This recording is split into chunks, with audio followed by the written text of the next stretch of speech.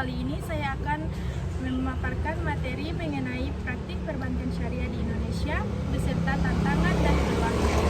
Oke, baik, kita masuk di materi pertama, sejarah perbankan syariah di Indonesia. Perbankan syariah di Indonesia dimulai ketika Bank Perkreditan Rakyat Syariah atau BPRS didirikan di Bandung pada tahun 1991 dan PT BPRS Heraukat di Namura Aceh Darussalam yang diprakarsai oleh Majelis Ulama Indonesia atau MUI melalui serangkaian lokakarya, bunga bank dan perbankan di Cisarua, Bogor tanggal 18 sampai 20 Agustus 1990. Dari hasil ini kemudian berkembang menjadi PT Bank Muamalat Indonesia atau BMI pada tahun 1991 dan mulai beroperasi tahun 1992. Pertumbuhan perbankan syariah masih lambat pada masa itu dan pada periode tahun 1992 sampai 1998 hanya ada satu unit bank syariah.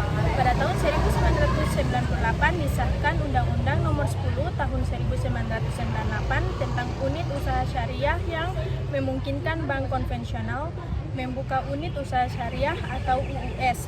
Kemudian pada tahun 2008 disahkan Undang-Undang Nomor 21 Tahun 2028 tentang perbankan syariah yang menandai era bangkitnya perbankan syariah di Indonesia. Pada tahun 2005 tercatat jumlah bank umum syariah hanya 304 buah unit usaha syariah, 19 buah BPRS, dan pada tahun 2009 meningkat menjadi 643 buah bank umum syariah, 25 buah unit usaha syariah, dan 133 buah BPRS. Yang kedua, proses berdirinya perbankan syariah.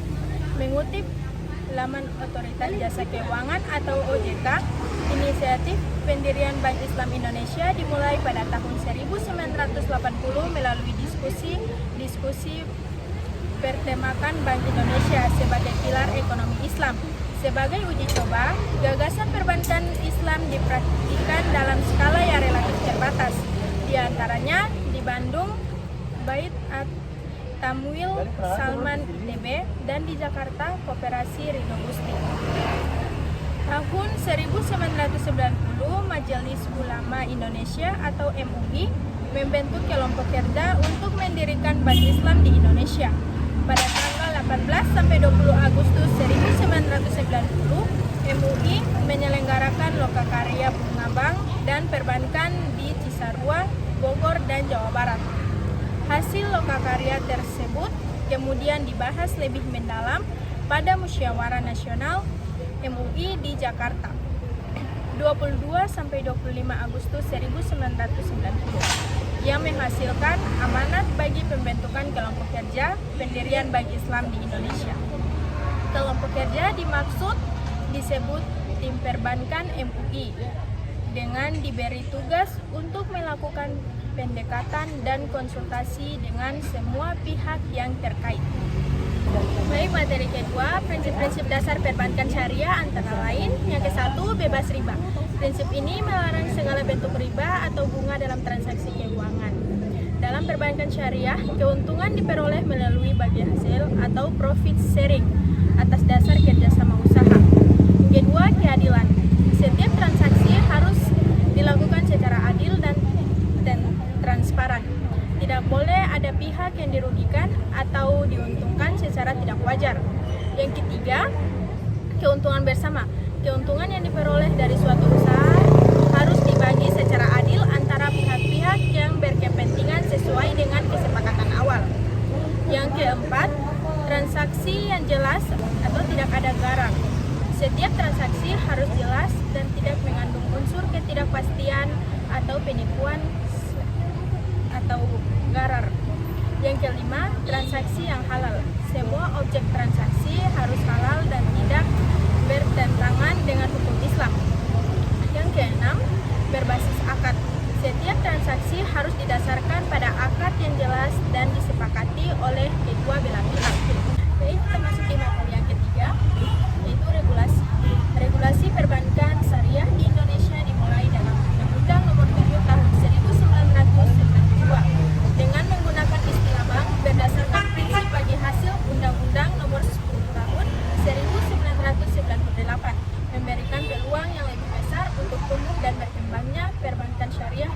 Indonesia.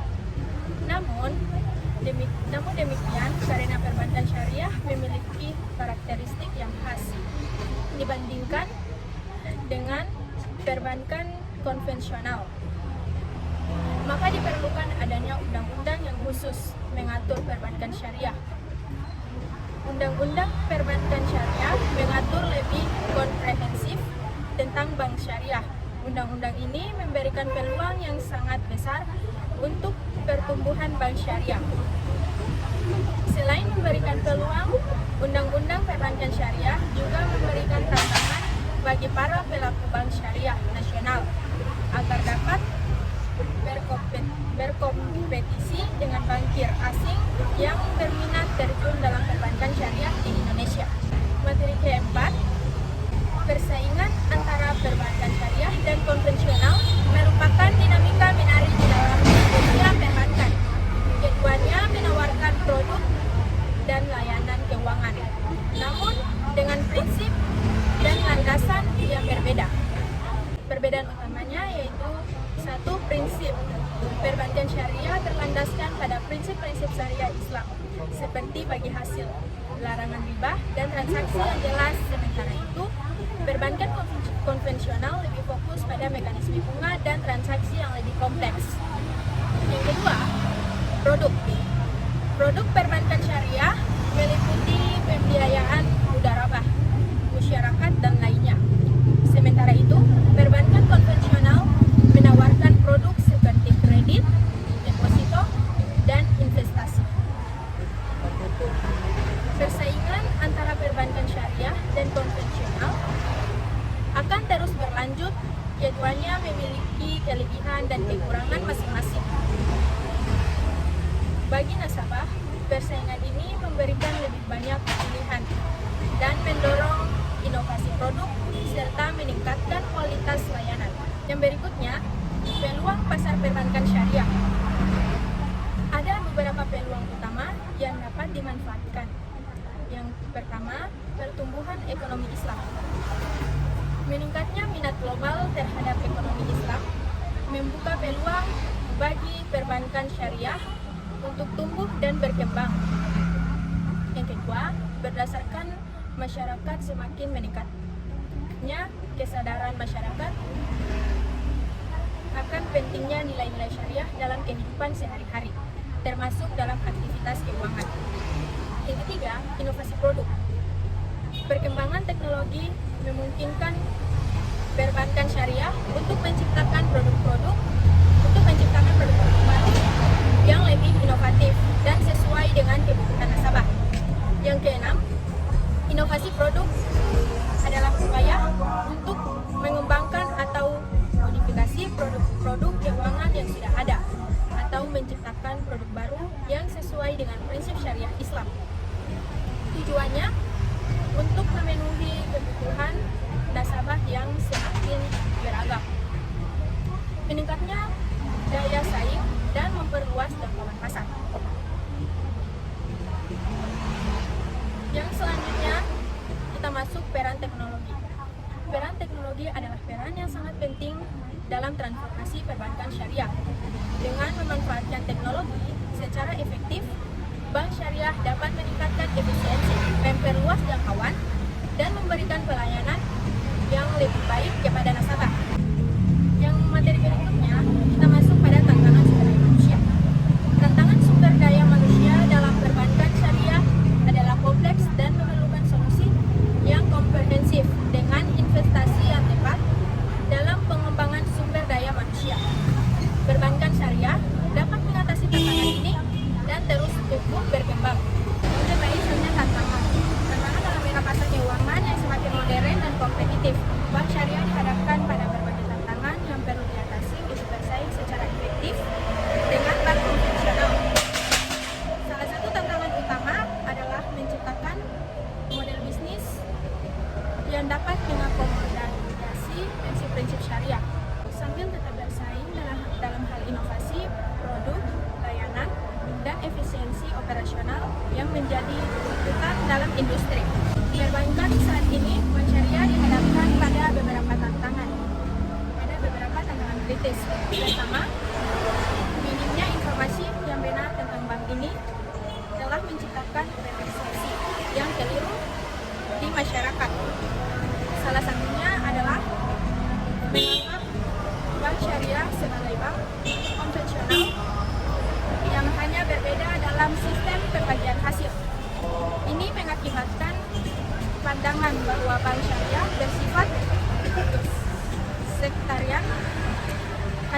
golongan utama agama tertentu. Yang kedua, terdapat keterbatasan jaringan dan kantor cabang bank syariah di Indonesia. Jika dibandingkan dengan bank konvensional, kurangnya fasilitas untuk melayani nasabah dalam bertransaksi dengan bank syariah. Terlihat dari jumlah yang terbatas dari bank tersebut, serta kendala dalam pengembangan sistem informasi yang memadai.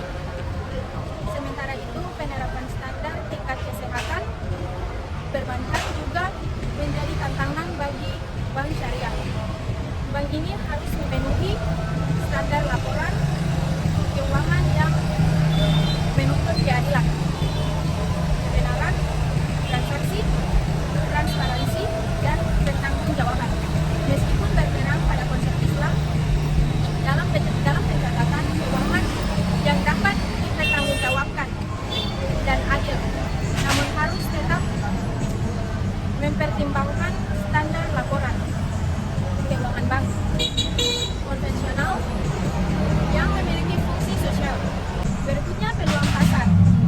Indonesia memiliki potensi pasar perbankan syariah yang besar. Menurut data kependudukan dan pencatatan sipil 2024, sekitar 87% atau lebih dari 245 juta jiwa penduduk Indonesia beragama Islam. Kepala Eksekutif Pengawas Perbankan Otoritas Jasa Keuangan atau OJK, Dian Ediana Rae mengatakan terus mendorong penguatan ekosistem ekonomi syariah termasuk perbankan syariah. Perlu edukasi dan sinergi yang kuat pada ekosistem keuangan. Syariah untuk membuka peluang pembiayaan baru dan memungkinkan penguatan akses keuangan terutama pada sektor strategis seperti pendidikan, kesehatan, pertanian, infrastruktur, sampai bisnis berkelanjutan. Dan beliau pun menjelaskan pangsa pasar perbankan syariah saat ini terus meningkat menjadi 7,33% dalam industri perbankan nasional, dengan pertumbuhan aset mencapai 10,37% atau sebesar 902,39 triliun.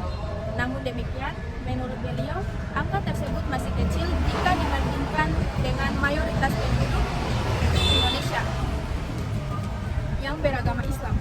Dalam mendukung pengembangan ekonomi dan keuangan syariah di Indonesia, OJK telah menerbitkan roadmap pengembangan dan penguatan perbankan syariah Indonesia atau RP3SI 2023 sampai 2027 yang menekankan pentingnya sinergi dalam ekosistem ekonomi syariah. Salah satu langkah penting pengembangannya adalah melalui ekspansi penggunaan layanan perbankan syariah dalam setiap transaksi keuangan ekosistem ekonomi syariah. Oke, baik, selanjutnya saya diberikan kesempatan untuk mewawancarai salah satu nasabah dari bank tersebut. Permisi Kak, boleh minta waktunya sebentar untuk wawancara? Boleh. Dengan kakak siapa kalau boleh tahu? Dengan Delta. Wawancara 2 pertanyaan ya Kak. Pertanyaan pertama, apakah sudah pernah menjadi nasabah di bank syariah? Ya, saya sudah pernah menjadi nasabah di bank syariah dan juga tertarik dengan prinsip-prinsip yang ditawarkan dan saya masih nyaman dengan produk-produk yang ada. Pertanyaan yang kedua, jika kakak sudah pernah menjadi nasabah di bank syariah, apakah ada keuntungannya? Apa keuntungannya? Keuntungan dari nasabah? Ya. Yang pertama yaitu di bank syariah itu bebas riba, di mana setiap transaksinya dilakukan prinsip bagi hasil dan juga lebih transparan. Yang kedua itu sesuai kebutuhan, di mana bank syariah ini menawarkan produk-produk sesuai dengan kebutuhan nasabah. Terima kasih Kak, terima kasih atas waktunya.